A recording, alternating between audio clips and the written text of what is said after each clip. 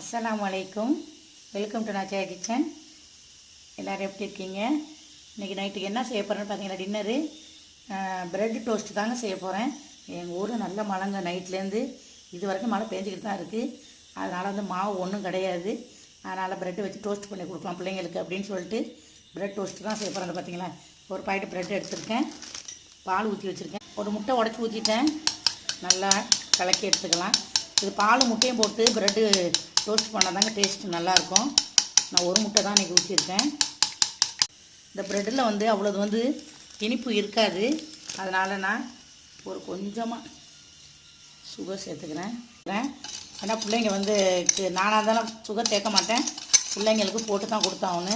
இப்போ ஒரு ப்ரெட் எடுத்து இந்த பால் நல்லா டிப் பண்ணி நெய் ஊற்றினா தான் நல்லாயிருக்கும். சம்பா கிச்சடி ப்ரெட் டோஸ்ட்டு ரெடி.